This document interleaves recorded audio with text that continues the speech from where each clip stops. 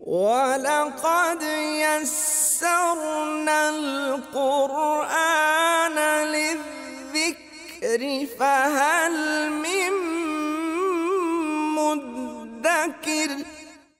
وَعَجِبُوا، انہوں نے اس بات پر بڑا تعجب کیا، وَعَجِبُوا، اس بات پر بڑا تعجب، حیرانی کا اظہار کیا، أَن جَاءَهُم مُنذِرٌ مِّنْهُمْ، کہ ایک ڈرانے والا انہی کے اندر سے آ گیا، یعنی اپنے ہی اندر سے، قوم کے اندر سے ایک آدمی اٹھ گیا، باہر کوئی ڈرانے والا آیا، چلے خبر لے کے آیا، پتہ چلے باہر سے کوئی خبر آئی ہے، اندر ہی رہتا ہے، اندر سے اٹھا ہے اور ڈرانے والا بن گیا ہے۔ یہ بات ان کے لیے بڑی ہی عجیب تھی۔ وَعَجِبُوا أَن جَاءَهُم مُنذِرٌ مِّنْهُمْ، وہ اس بات سے بڑے تعجب میں مبتلا، انہوں نے تعجب کیا، أَن جَاءَهُم، یہ کہ آیا ان کے پاس، مُنذِرٌ مِّنْهُمْ، ڈرانے والا انہی میں سے، وَقَالَ الْكَافِرُونَ، اور کہا کافروں نے، هَذَا سَاحِرٌ كَذَّابٌ، کہ یہ جو نبی پاک صلی اللہ علیہ وسلم کے بارے میں یہ ہرزہ سرائی کی، هَذَا سَاحِرٌ، کہ یہ جادوگر ہے، کذاب، بہت ہی جھوٹا ہے، اِنَّا لِلَّهِ وَإِنَّا إِلَيْهِ راجعون، نبی پاک صلی اللہ علیہ وسلم کی ذات کے بارے میں یہ ہرزہ سرائی کی۔ پھر ان کو پریشانی یہ بھی ہوئی، کیوں نبی پاک صلی اللہ علیہ وسلم کو اس طرح کہتے تھے، اَجَعَلَ الْآلِهَةَ إِلَٰهًا وَاحِدًا، ان کو پریشانی یہ ہوتی تھی کہ اس نے سارے الہ چھوڑ کر، سارے دیوتا چھوڑ کر، اَجَعَلَ الْآلِهَةَ، کیا اس نے بنایا ہے دیوتاؤں کو، خداؤں کو، الہوں کو، الہ واحدہ، صرف ایک خدا بنا دیا، ایک الہ بنا دیا۔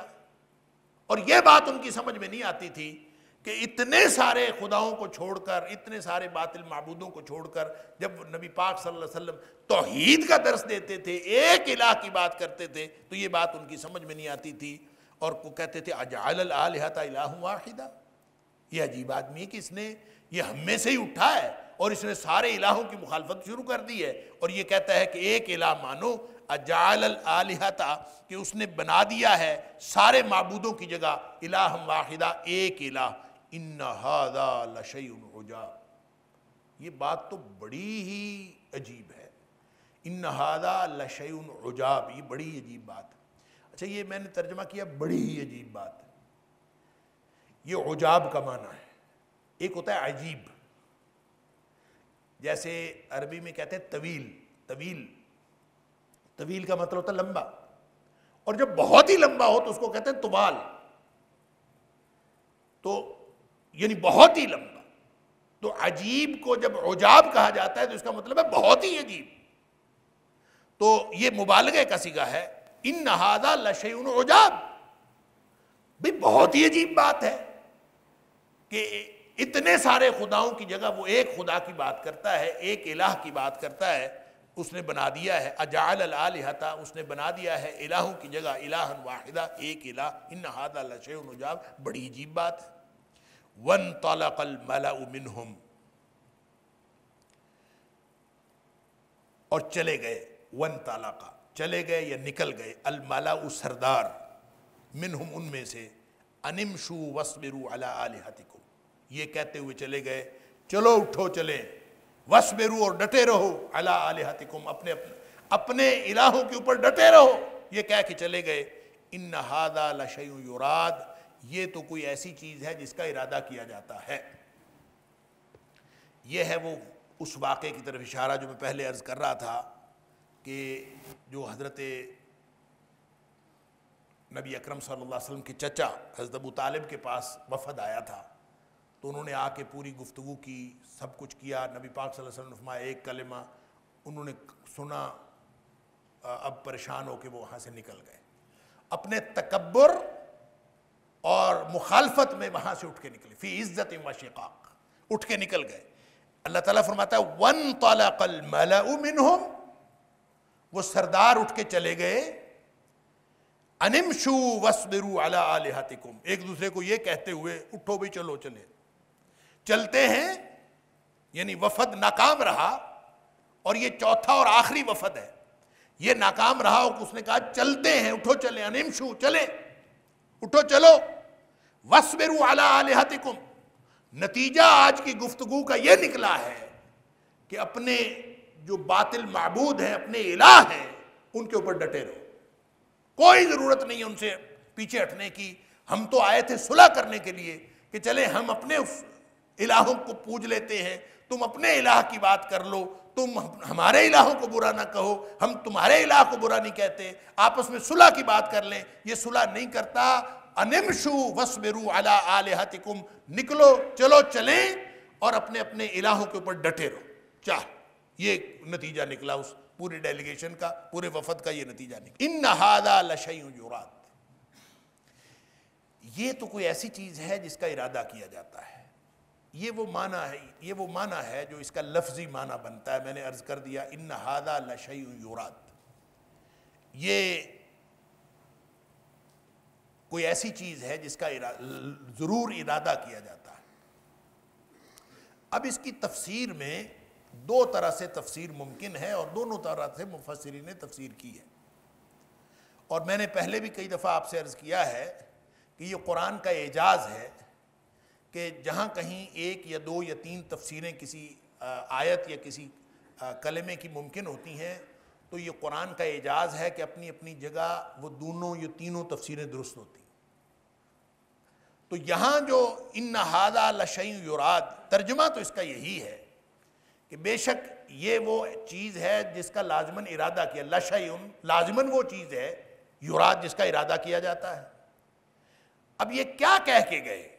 اب ذرا آپ ماحول دیکھیں نا کہ سردار اٹھ کے چل پڑے اور کہا انمشوا, اٹھو یار چلو چلیے. واصبروا علی آلہتکم, اپنے الہوں پر ڈٹے رہو, یہ کہا. اور ساتھ یہ کہا ان ھذا لشیء یراد. اب یہ انہی کا قول ہے, سرداروں کا قول ہے کہ انہوں نے کہا کہ ان ھذا لشیء یراد, یہ وہ بات ہے جس کا ارادہ کیا جاتا ہے. تو اس سے کیا مراد ہے؟ اس سے ایک مراد تو یہ ہے کہ انہوں نے یہ کہا, گویا انہوں نے یہ کہا کہ انہوں نے تو کسی بات کا ارادہ کر رکھا ہے. اس سے مراد وہ ارادہ ہے, گفتگو کلام سرداروں کا ہے, ارادہ نبی اکرم صلی اللہ علیہ وسلم کا اور آپ کے ساتھیوں کا ہے. ان ھذا لشیء یراد, گویا یہ تو کوئی ارادہ کیے بیٹھے ہیں, ہماری بات انہوں نے نہیں ماننی, ان کا کوئی اور ارادہ ہے, اس کے اندر کوئی اور غرض ہے. لہٰذا ترجمہ کرنے والوں نے, بہت سارے مترجمین نے یہ ترجمہ کیا ہے ان کی تو غرض ہی کوئی اور ہے. ان ھذا لشیء یراد, بات سمجھ لی, یہ تو کوئی اور غرض لے کے بیٹھے ہوئے ہیں, اس کے پیچھے کوئی اور ارادہ ہے. جس طرح انہوں نے کہا کہ ہم اپنے الہوں کے اوپر ڈٹے رہتے ہیں, یہ ہماری بات نہیں مان رہے, گویا اس کے پیچھے کوئی اور ارادہ ہے, کوئی اور غرض ہے. یا پھر ان کا یہ کہنے کا مطلب کہ یہ کنسیڈرڈ اوپینین ہے, یہ تو سوچے سمجھے بیٹھے ہیں. ان ھذا لشیء یراد, انہوں نے تو سوچا ہوا ہے, انہوں نے سمجھا ہوا ہے, یہ ان کی سوچی سمجھی رائے ہے اور انہوں نے ہماری بات کوئی نہیں ماننی. لہذا وامشوا واصبروا علی آلہتکم, اٹھو اور چلو اپنے الہوں پر ڈٹے رہو. ان ھذا لشیء یراد, ان کی تو کوئی سوچی سمجھی رائے ہے یا کوئی اور غرض ہے, لہذا یہ ان کی بات کو چھوڑو. یعنی گویا یہ کہنے کا مطلب ہے ان ھذا لشیء یراد. یہ ایک تفسیر ہے. دوسری تفسیر اس کی جو میرے خیال میں زیادہ اکثر مفسرین نے وہ نہیں لکھی, بہت کم مفسرین لکھی ہے, اور میرے خیال میں وہ زیادہ قرین قیاس ہے, واللہ اعلم بالصواب. وہ یہ ہے کہ وہ گفتگو یہ کہہ رہے تھے وامشوا واصبروا علی آلہتکم, اٹھو چلو اور اپنے الہوں کے اوپر ڈٹے رہو. ان ھذا لشیء یراد, یہ جو اپنے الہوں پر ڈٹے رہنا ہے نا, یہی مطلوب چیز ہے. ہمارا ارادہ یہی وہ بات ہے جس کا ارادہ کیا جاتا ہے کہ گویا ہم اپنے الہوں پر ڈٹے رہیں, یہ مطلوب چیز ہے, یہی وہ سوچی سمجھی رائے ہے جو اس وقت امپلیمنٹ ہو سکتی ہے, ان کو چھوڑ دیں. ان ھذا لشیء یراد, ہمارا اپنے الہوں پر ڈٹے رہنا یہ وہ بات ہے جو چاہی جاتی ہے، یہ وہ بات ہے جس کا ارادہ کیا جاتا ہے، یہ وہ بات ہے جو مطلوب ہے۔ لہٰذا اس کی دوسری تفسیر یہ ہے کہ انہوں نے شیء یراد سے مراد اپنی خواہش کو قرار دیا کہ ہم بس اپنے الہوں پر ڈٹے رہیں، یہ شیء یراد ہے۔ اور اگر دوسرا پہلا مفہوم دیکھیں تو اس سے مراد نبی اکرم صلی اللہ علیہ وسلم کی جو رائے ہے یا آپ کی جو غرض ہے یا آپ کا جو ارادہ ہے، اس کو انہوں نے کہا ان ھذا لشیء یراد۔ یہ دونوں معنی اس کے ممکن ہیں، اور یہ تفسیر کا حسن ہے کہ دونوں معنی بیک وقت درست ہو سکتے ہیں۔ واللہ اعلم بالصواب۔ ما سمعنا بہذا فی الملۃ الآخرہ، ہم نے یہ بات آخری ملت میں کبھی نہیں سنی۔ ما سمعنا ھذا، ہم نے یہ بات کبھی نہیں سنی فی الملۃ الآخرہ، آخری ملت میں۔ ان ھذا الا اختلاق، یہ کچھ بھی نہیں ہے سوائے اس کے کہ من گھڑت بات، خود بنائی ہوئی بات ہے۔ اللہ اکبر، گھڑی ہوئی بات۔ الا اختلاق، خلق ہوتا ہے پیدا کرنا، بنانا، تو اس میں جب تا آ جاتا ہے باب افتعال سے تو اس کا مطلب ہوتا ہے بتکلف کسی چیز کو بنانا، تو گویا گھڑی ہوئی بات ہے، خود بنائی ہے انہوں نے، کچھ بھی نہیں ہے۔ ان ھذا الا اختلاق، یہ تو گھڑی ہوئی بات اور کچھ نہیں۔ ما سمعنا بہذا فی الملۃ الآخرہ، یہ آخری ملت میں ہم نے کبھی نہیں سنا۔ آخری ملت سے کیا مراد ہے؟ آخری ملت سے یا تو مراد ہے ان کے اپنے آباء و اجداد، یعنی اگر وہ پیچھے چلے جائیں تو اپنے آپ کو تو ابراہیمی دین کا پیروکار کہتے تھے، اگر وہ ابراہیم علیہ السلام پر جائیں تو وہ تو آخری ملت نہیں ہے۔ حضرت ابراہیم علیہ السلام کی بات مانے تو وہ تو توحید تھی، اور انہوں نے اپنے آباء و اجداد کو آخری ملت کہا کہ آباء و اجداد جو ہیں وہ اس طرح کی بات ہم نے کبھی نہیں سنی کہ ایک خدا والی بات۔ اگر وہ ایک توحید والی بات ابراہیم علیہ السلام سے کہتے تو وہ تو سنی تھی، لیکن آخری ملت انہوں نے یہ کہا کہ ابراہیم علیہ السلام پیچھے رہ گئے، اب آتے آتے ہماری طرف آتے آتے جو آخری ملت ہے یعنی ہمارے آباء و اجداد ہے، ان میں ہم نے کبھی یہ بات نہیں سنی۔ تو آخری ملت سے مراد آباء و اجداد ہیں، یہ ایک معنی۔ وَلَقَدْ يَسَّرْنَا الْقُرْآنَ لِلذِّكْرِ فَهَلْ مِن مُدَّكِرٍ وَلَقَدْ يَسَّرْنَا الْقُرْآنَ لِلذِّكْرِ فَهَلْ مِن مُدَّكِرٍ۔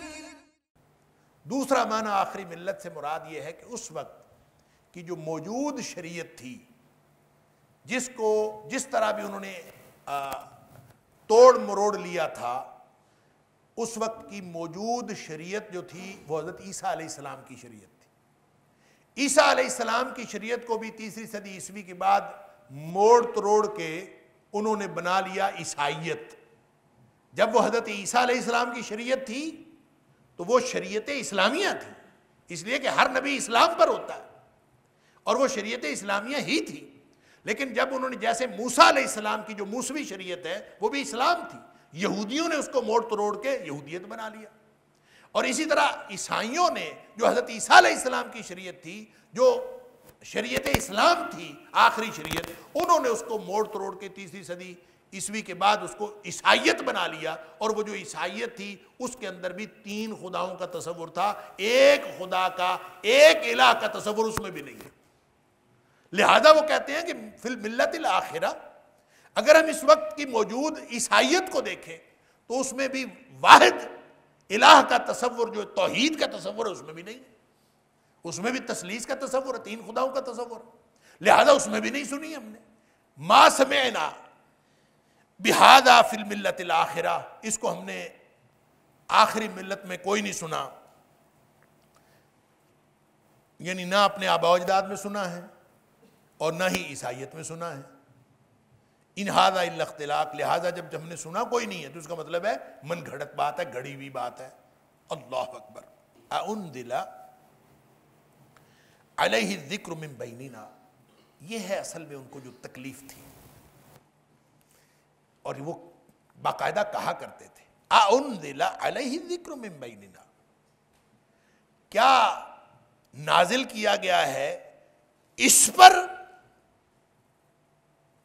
ذکر من بیننا، ہم سب کے درمیان میں سے، یعنی اس کو کیوں چنا گیا؟ صرف جو ہے اس بات کا یعنی اس کا اظہار اللہ کریم نے اور جگہوں پہ بھی قرآن نے کہا ہے۔ مثال کے طور پر اللہ تعالیٰ نے فرمایا وَإِذَا جَاءَتْهُمْ آیَةٌ، جب بھی ان کے پاس کوئی آیت آتی، قالوا، تو وہ کہتے ہیں اللہ اکبر، لن نؤمن حتی نؤتی مثل ما اوتی رسول اللہ، وہ کہتے ہیں کہ جب بھی آیت ان کے پاس آتی تو کہتے ہیں ہم ان کے اوپر ایمان نہیں لائیں گے جب تک ہمیں بھی اس طرح کا، ہمارے اوپر بھی وہی نہ آئے، یعنی اس کے اوپر آتی ہے، رسولوں کے اوپر آتی ہے، ہمارے اپنے اوپر آئے گی تو پھر ہم مانیں گے، یعنی یہ ان کا اعتراض یہ ہوتا تھا۔ اللہ اکبر، اللہ تعالیٰ فرماتا ہے اللہ اعلم حیث یجعل رسالتہ، اللہ کو معلوم ہے کہ کہاں اپنی رسالت بھیجنی ہے، یہ تم نہیں ہو تقسیم کرنے والے۔ اللہ، یا پھر دوسری جگہ سورہ زخرف کے اندر جہاں یہ کہتے تھے وَقَالُوا لَوْلَا نُزِّلَ هَذَا الْقُرْآنُ عَلَىٰ رَجُلٍ مِّنَ الْقَرْيَتَيْنِ عَظِيمٍ، یہ اعتراض یہ کرتے تھے کہ اگر قرآن نازل ہونا ہی تھا تو ہماری یہ جو دو بستیاں ہیں، دو بستیوں سے مراد دو جڑواں بستیاں طائف اور مکہ، تو یہ جو دو بستیاں ہیں ان بستیوں میں سے کسی سردار کے اوپر کیوں نہیں نازل ہوا قرآن؟ عَلَىٰ رَجُلٍ مِّنَ الْقَرْيَتَيْنِ عَظِيمٍ، کسی بڑے آدمی پر کیوں نہیں قرآن نازل ہوا؟ یہ اعتراض کرتے تھے۔ اللہ اکبر، اور قرآن نے کہا اَهُمْ يَقْسِمُونَ رَحْمَةَ رَبِّكَ، یہ اعتراض کرنے والے کون ہوتے ہیں؟ رب کی رحمت تقسیم کرنے والے یہ ہیں؟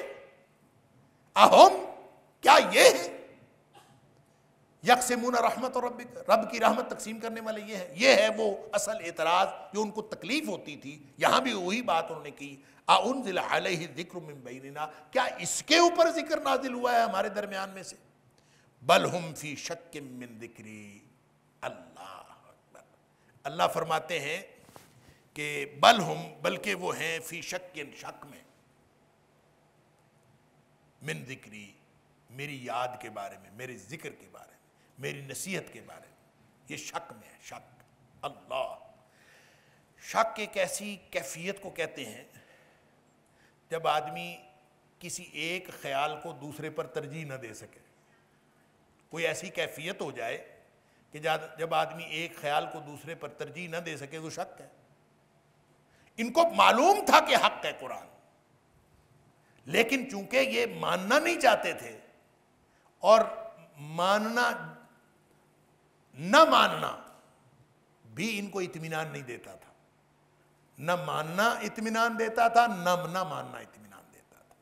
مانتے تھے تو جو ان کی خاندانی نخوت ہے، جو خاندانی ان کا کبر ہے، وہ ان کے ہاتھوں سے جاتا تھا، لہٰذا ماننے کے باوجود دل تسلیم کرتا تھا حق ہے، اس کو تسلیم نہیں کرتے تھے۔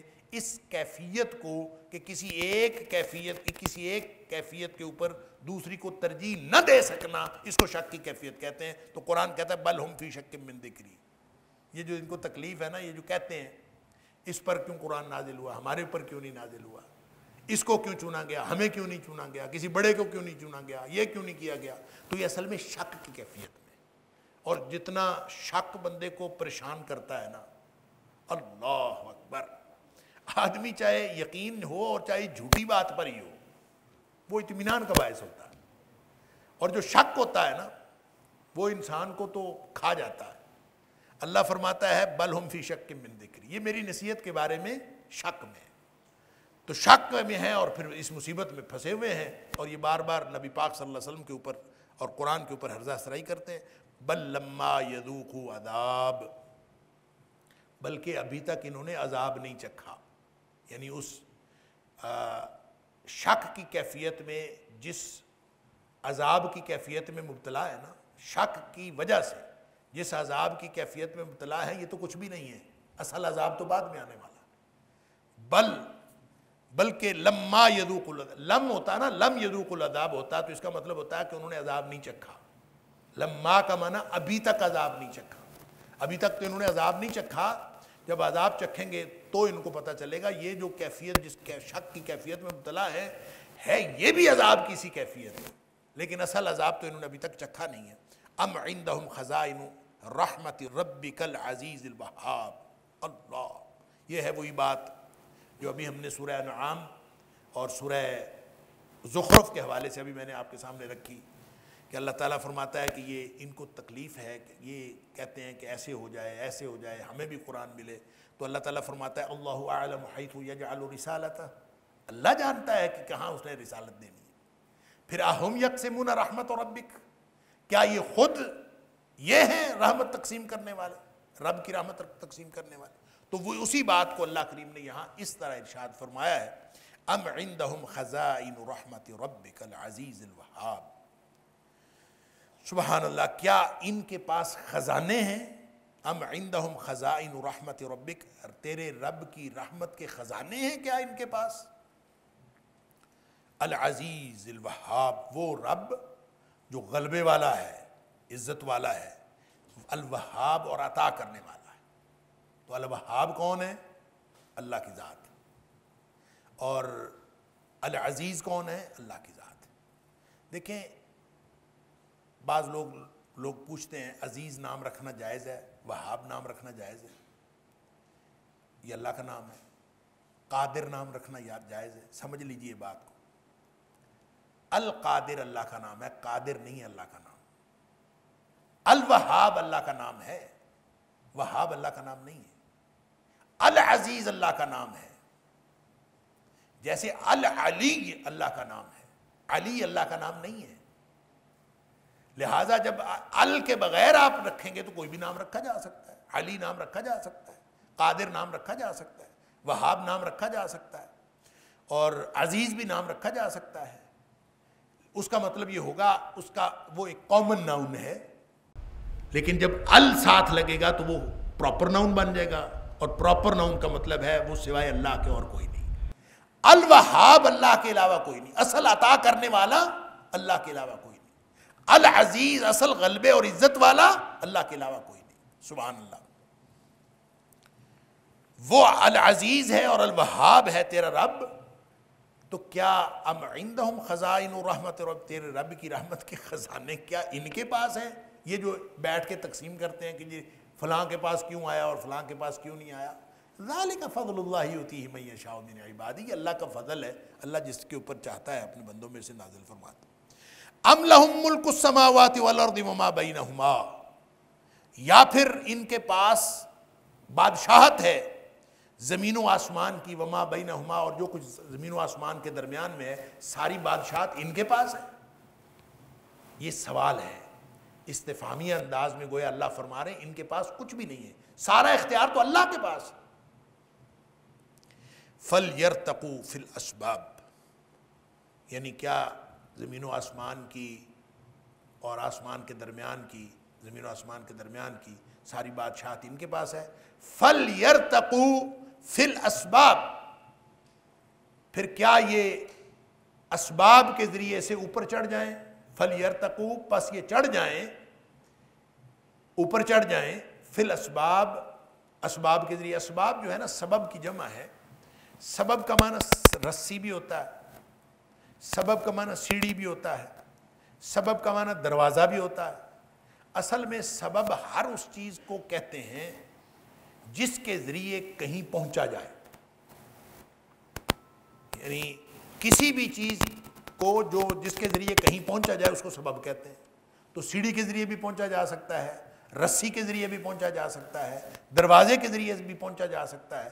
لہٰذا جب آپ اس کا ترجمہ کریں گے فَلْيَرْتَقُوا، دیکھیں سبب کا لفظ حدیث میں بھی آتا ہے، اِنَّ هَذَا الْقُرْآنَ سَبَبٌ، نبی پاک صلی اللہ علیہ وسلم فرمایا یہ قرآن رسی ہے۔ آپ اس کو جہاں سبب آیا اس کو رسی بھی کہہ سکتے ہیں، اس کو آپ دروازہ بھی کہہ سکتے ہیں، اس کو آپ سیڑھی بھی کہہ سکتے ہیں، لیکن جب نبی پاک صلی اللہ علیہ وسلم نے اس کی تخصیص فرما دی، طَرَفُهُ بِيَدِ اللَّهِ وَطَرَفُهُ بِأَيْدِيكُمْ، کہ تمہارا ایک اس رسی کا ایک سرا اللہ کے ہاتھ میں ہے اور ایک سرا تمہارے ہاتھ میں ہے، تو اس کا مطلب ہے سبب ان سے مراد رسی ہے۔ اور جیسے قرآن نے وَاعْتَصِمُوا بِحَبْلِ اللَّهِ جَمِيعًا وَلَا تَفَرَّقُوا، کہ تم اللہ کی رسی کو مضبوطی کے ساتھ مل کر تھام لو، تو وہ حبل سے مراد بھی رسی ہے، سبب سے مراد بھی رسی ہے۔ تو رسی ہو یا سیڑھی ہو یا دروازہ ہو، بہرحال یہ پہنچنے کی چیز ہے۔ تو رب کے ساتھ اگر کسی نے جڑنا ہے تو رب کے ساتھ جڑنے کا دروازہ، رب کے ساتھ جڑنے کی رسی، رب کے ساتھ جڑنے کی سیڑھی وہ قرآن ہے۔ نبی پاک صلی اللہ علیہ وسلم ان ھذا القرآن سبب، یہ قرآن رسی۔ تو یہاں جو فرمایا فَلْيَرْتَقُوا فِي الْأَسْبَابِ، کہ کیا ان کی بادشاہت ہے آسمان پر، زمین پر اور درمیان میں بھی؟ فَلْيَرْتَقُوا، اگر بادشاہت ہے تو پھر چڑھ جائیں، فِي الْأَسْبَابِ، رسی کے ساتھ، سیڑھی کے ساتھ، دروازوں کے ساتھ چڑھ جائیں آسمان پر، اور روک لیں وہاں سے جو رب کی رحمت آ رہی ہے۔ جو رب کی رحمت آ رہی ہے تو اس کو جا کے چڑھ کے روک لیں۔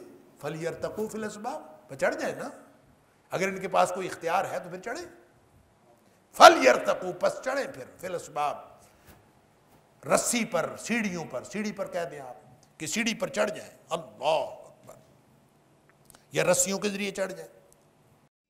وَلَقَدْ يَسَّرْنَا الْقُرْآنَ لِلذِّكْرِ فَهَلْ مِن مُّدَّكِرٍ وَلَقَدْ يَسَّرْنَا الْقُرْآنَ لِلذِّكْرِ فَهَلْ مِن مُّدَّكِرٍ جندم ما، سبحان اللہ، جندم ما ہنالک محزوم من الاحزاب، یہ ایک چھوٹا سا لشکر ہے، جندم ما، یہ جو ما ہے نا، قلیل ما، آگے لفظ آتا ہے قلیل ما، یہ عربی کا اسلوب ہے۔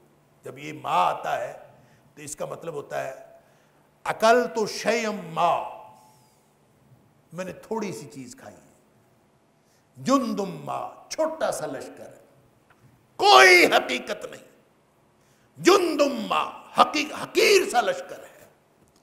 ہنالک محزوم، اللہ اکبر، یہ وہاں اس جگہ شکست دیا ہوا لشکر ہے۔ ہنالک محزوم من الاحزاب، بڑے لشکروں میں سے یہ ایک انتہائی شکست خوردہ چھوٹا سا لشکر ہے، اور کچھ بھی نہیں ہے، اس کی کوئی حیثیت نہیں ہے۔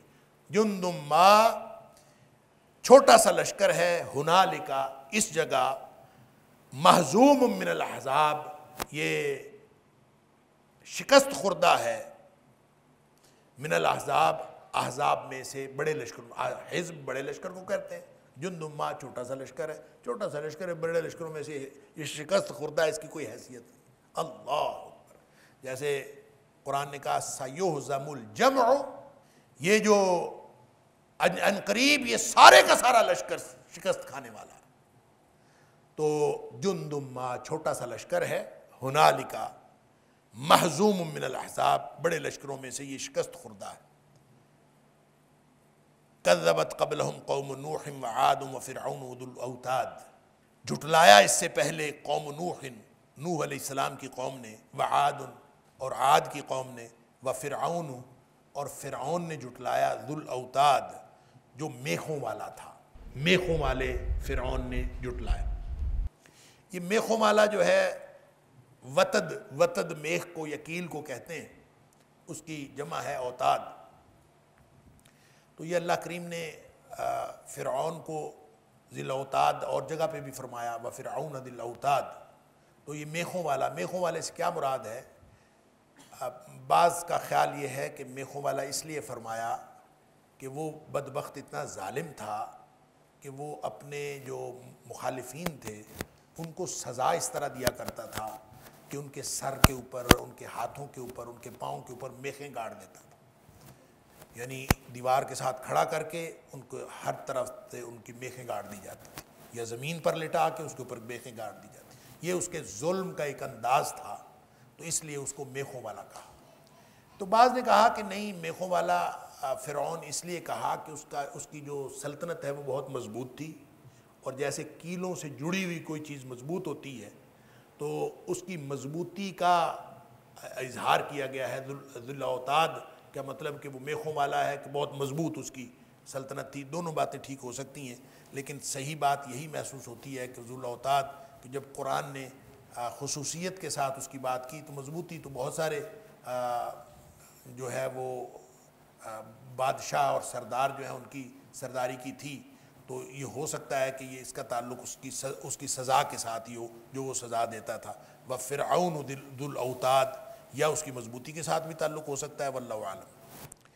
وَثَمُودُ وَقَوْمُ لُوطٍ اور سمود نے بھی جھٹلایا، وقوم لوط اور لوط کی قوم نے بھی جھٹلایا، وَأَصْحَابُ الْأَيْكَةِ اور اصحاب الایکہ جھنڈ والے انہوں نے بھی جھٹلایا. اس کے اوپر پہلے بات ہو گئی. اولئک الاحزاب یہ تھے بڑے بڑے لشکر، یعنی ان کی تو حیثیت ہی کوئی نہیں. وہ بڑے بڑے لشکر جو ہیں وہ تباہ و برباد ہو گئے. اور یہ جو محزوم من الاحزاب بڑے بڑے لشکروں کے اندر یہ تو ان کی تو حیثیت ہی کوئی نہیں. جندم ما یہ تو ایک چھوٹا سا حقیر سا لشکر ہے. وہ بڑے بڑے لشکر تھے. اولئک الاحزاب یہ بڑے بڑے لشکر، بڑی بڑی اقوام تھیں، سب تباہ و برباد ہو گئی. ان کل الا کذب الرسل نہیں تھے ان میں سے ہر ایک الا مگر کذب الرسل انہوں نے جھٹلایا رسولوں کو. ان کا قصور کیا تھا؟ ان کا جرم کیا تھا؟ انہوں نے رسولوں کو جھٹلایا. فحق عقاب پس ہمارا جو عذاب ہے وہ ان کے اوپر ثابت ہو گیا، سزا ثابت ہو گئی. یعنی انہوں نے کیا تھا؟ رسولوں کو جھٹلایا تھا. یہ وعید ہے اور انذار ہے قریش مکہ کو اور اس وقت کے معاندین نبوت کو جو نبی پاک صلی اللہ علیہ وسلم کی مخالفت کر رہے تھے. ان کو یہ انذار ہے کہ ان کا جرم بھی یہی تھا نا کہ انہوں نے نبیوں کو جھٹلایا تو پکڑے گئے اور تباہ و برباد ہو گئے. تم آج نبی اکرم صلی اللہ علیہ وسلم کو جھٹلا رہے ہو تو تمہارا انجام بھی اس سے مختلف نہیں ہوگا کہ تم جب جھٹلا رہے ہو ان کے اوپر عذاب ثابت ہو گیا. فحق عقاب ان کے اوپر سزا اور پکڑ جو تھی وہ ثابت ہو گئی تو پھر تمہارے اوپر بھی ثابت ہو سکتی ہے.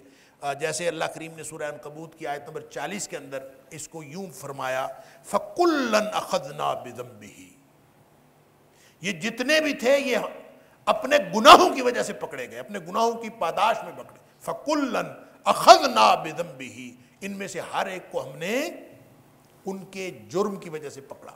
اللہ اور جرم کیا تھا؟ وہ جرم یہی تھا ان کل الا کذب الرسل یہ ان میں سے ہر ایک نے رسولوں کی تکذیب کی تھی. فحق عقاب اسی وجہ سے یہ پکڑے گئے.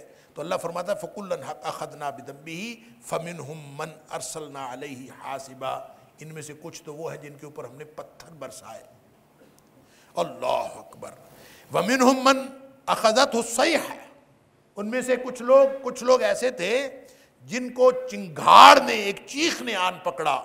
وَمِنْهُمْ مَنْ خَسَفْنَا بِهِ الْأَرْضِ کچھ ایسے تھے جن کو زمین میں دھسا دیا گیا. اللہ. وَمِنْهُمْ مَنْ أَغْرَقْنَا اور کچھ ایسے تھے جن کو ہم نے سمندر میں غرق کر دیا. وَمَا كَانَ اللَّهُ لِيَظْلِمَهُمْ اللہ نے ان کے اوپر ظلم نہیں کیا وَلَٰكِنْ كَانُوا أَنفُسَهُمْ يَظْلِمُونَ اپنی جانوں پر وہ خود ہی ظلم کرنے والے تھے. تو یہ گویا جتنی بھی تاریخ ہے تباہی و بربادی کی وہ اپنے جرائم کی وجہ سے ہے. وہی جرم کفار مکہ کر رہے ہیں لہٰذا اس کا نتیجہ اس سے مختلف نکلنے والا نہیں ہے، وہی نکلے گا. وَمَا يَنْظُرُ هَؤُلَاءِ إِلَّا صَيْحَةً وَاحِدَةً اللہ اکبر. وَمَا يَنْظُرُ هَؤُلَاءِ نہیں انتظار کر رہے یہ لوگ الا مگر صیحۃ واحدہ ایک چنگھاڑ کا انتظار کر رہے ہیں. اللہ اکبر. اس کے علاوہ یہ ينظرو ينتظرو کے معنی میں ہے کہ یہ انتظار نہیں کر رہے سوائے اس کے کہ ان کے اوپر ایک چنگھاڑ آن پڑے. اللہ اکبر. ما لہا من فواق اس کے اندر کوئی وقفہ نہیں ہوگا. جب وہ چنگھاڑ آ گئی عذاب آ گیا تو اس کے اندر کوئی وقفہ نہیں ہوگا. اللہ اکبر. یہ جو فواق ہے نا فواق عربی زبان میں اس وقفے کو کہتے ہیں عام طور پر جو دودھ دونے کے لیے کسی جانور کے نیچے کوئی شخص بیٹھتا ہے اور دودھ دونے کی کوشش کرتا ہے یا شروع کرتا ہے، تو اس دوران وہ اس جانور کے بچے کو بھی لا کے دودھ چونگنے کے لیے چھوڑ دیتا ہے۔ وہ اس لیے چھوڑتا ہے کہ جانور کا دودھ پوری طرح نیچے آ جائے۔ جب وہ پوری طرح نیچے آ جائے تو پھر وہ دوبارہ جانور کو زبردستی پیچھے کر دیتا ہے اور خود دوبارہ دودھ دونا شروع کر دیتا ہے۔ یہ جو 2 دفعہ دودھ دونے کے درمیان میں وقفہ ہے نا، اس کو عربی میں فواق کہتے ہیں۔ یہ ہے فواق، یعنی یہ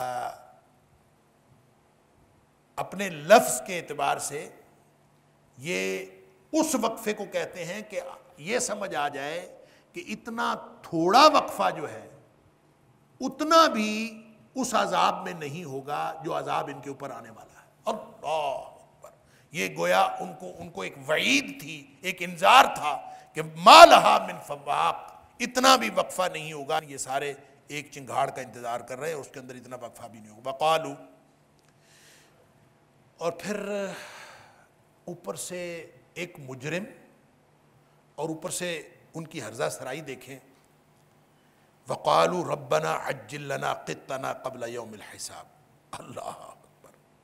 وقالوا، اور وہ کہتے ہیں ربنا، اے ہمارے رب، عجل لنا، جلدی کر ہمارے لیے، قطنا، ہمارا حصہ جلدی بھیج دے۔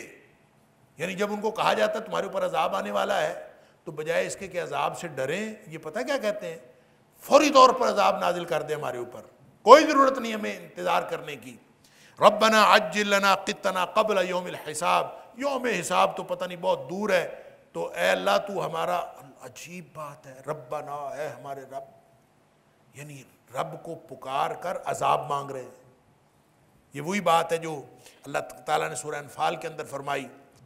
وہ کہتے تھے اللہ اگر یہ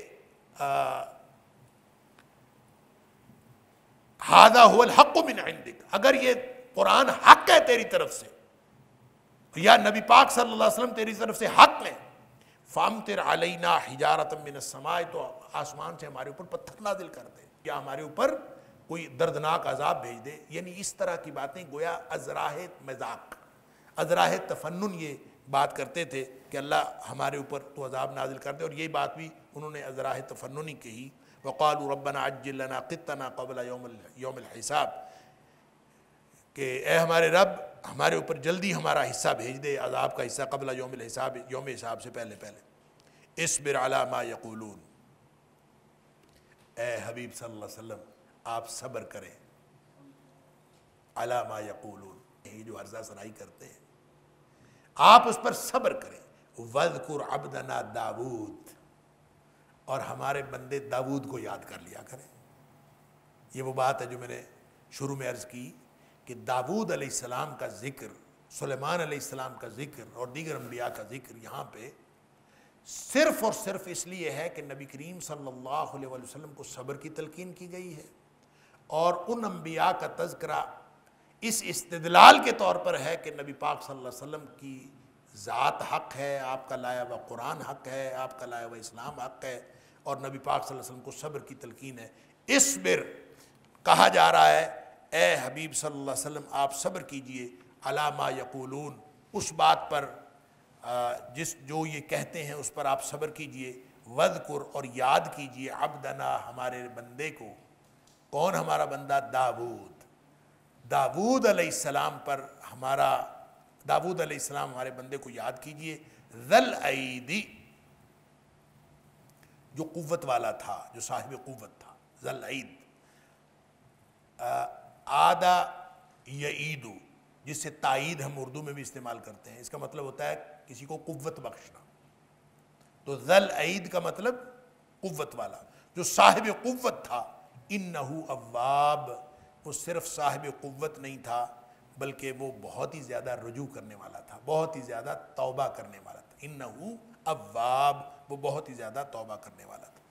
وقت ہو گیا، اللہ تعالیٰ مجھے اور آپ کو ہم سب کو قرآن سمجھنے اور عمل کرنے کی توفیق عطا فرمائے۔ وآخر دعوانا الحمدللہ۔ إن هذا القرآن يهدي للتي هي أقوم ويبشر المؤمنين الذين يعملون الصالحات أن لهم أجرا كبيرا۔